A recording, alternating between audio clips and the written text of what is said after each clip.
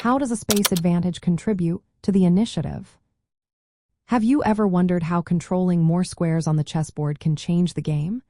Let's break down how a space advantage plays a key role in gaining the initiative.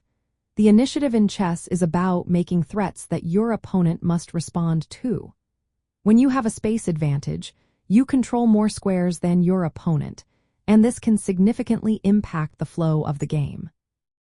A space advantage allows for greater mobility. When your pieces can move freely, you can create multiple threats and keep your opponent on the defensive. This flexibility means you can quickly reposition your pieces to where they can be most effective. For instance, if you control the center of the board, your pieces can move in any direction, making it easier to launch attacks or defend against threats. Controlling the center is vital. The central squares are the most important areas on the board.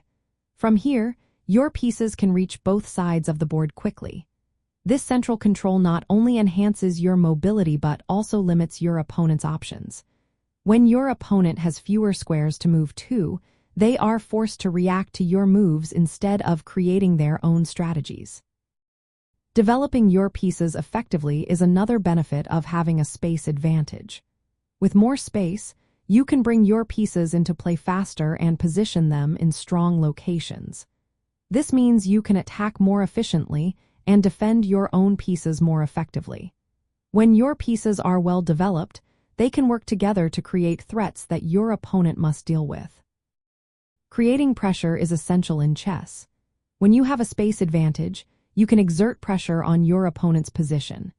This can force them into a defensive stance, making it difficult for them to counterattack. For example, if you have a strong pawn center, you can push your pawns forward. This not only creates weaknesses in your opponent's position but also opens up more squares for your pieces to operate. In the middle game, having a space advantage can be particularly powerful. It allows you to attack different parts of the board while limiting your opponent's ability to respond. If you can restrict their movement, you create opportunities for decisive attacks.